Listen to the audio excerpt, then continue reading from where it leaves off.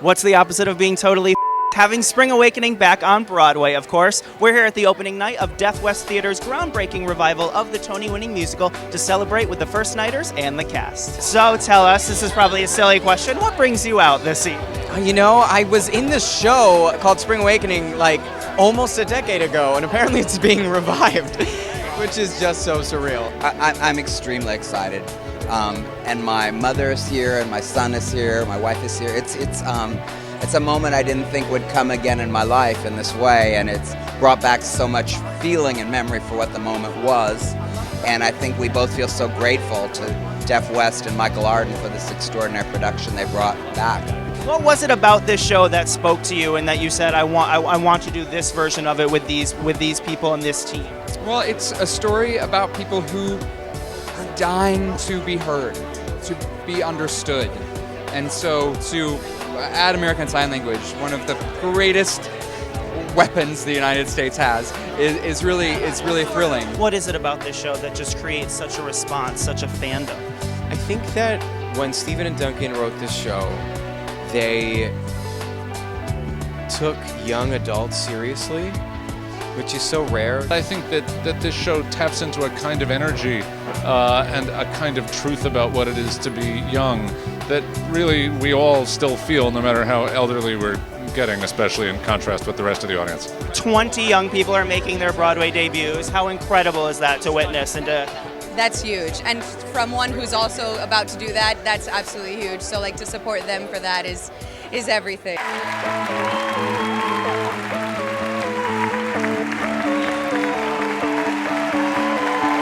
This is amazing! Oh my God, I'm so happy to be here, and I can't believe we just opened on Broadway and I made my debut. It's such a dream come true. It feels incredible. It feels like we are taking Broadway by storm. You know, all these people that, you know, no one have ever heard of, but here we are, you know, telling a really amazing story and changing hearts, making people really have an emotional experience at the live theater. Well, aside from the fact that there's 25 people making their Broadway debuts, there are deaf people in a musical, which, I mean, I just think it means that anything is possible. And, you know, Ali Stroker, who's our first person in a wheelchair on Broadway ever, I just think that aside from the fact that everyone is doing something new, everyone is doing something they've never done before. And I've never signed before this.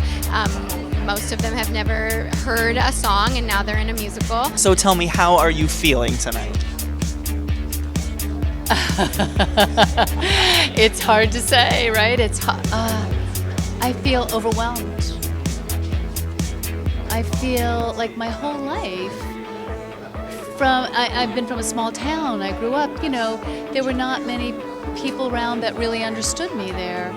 So I feel like finally, for the first time in my life, people are understanding me. People get what I want to do.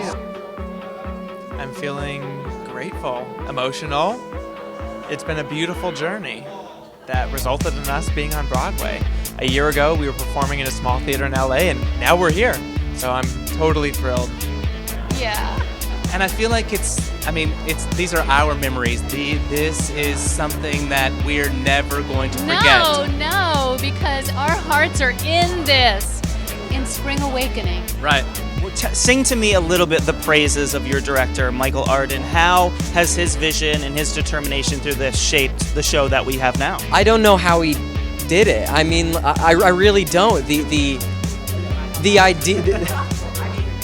His name sign is this, because he's brilliant. This is a sign for brilliant. So we gave him a name sign that is just him. His essence is brilliant. I don't know how he comes up with these ideas. I wish I could open up his brain and just go in there to find his genius.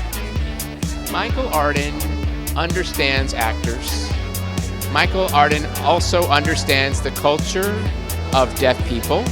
And Michael understands how the American Sign Language theater can be accessible to all audiences. He also happens to be one of the most genuine people I've ever met, and he's really cute too. What do you hope audiences take away from the experience when they come to see the show? What do you hope they leave the theater thinking about or feeling? I hope they leave thinking that they can do anything, that, you know, whatever thing they think is a hindrance to them is the very thing that could make them extraordinary on Broadway. And I hope they leave having had a great effing time. I think we go to the Broadway theater all the time, and we see all these very polished young actors in Les Mis and in Matilda, and they're phenomenal, and they're gorgeously trained, and they just already know everything.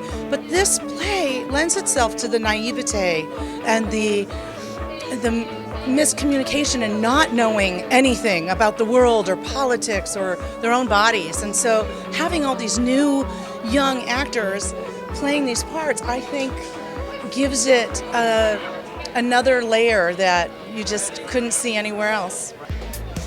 You know, although the story took place a long time ago, it's still prevalent today. It applies to society. Hearing parents who have difficult relationships with their deaf children, you know, it's important that they expose them to things and learn ASL and be able to communicate with their children. It's a wonderful opportunity for parents to bond with their children.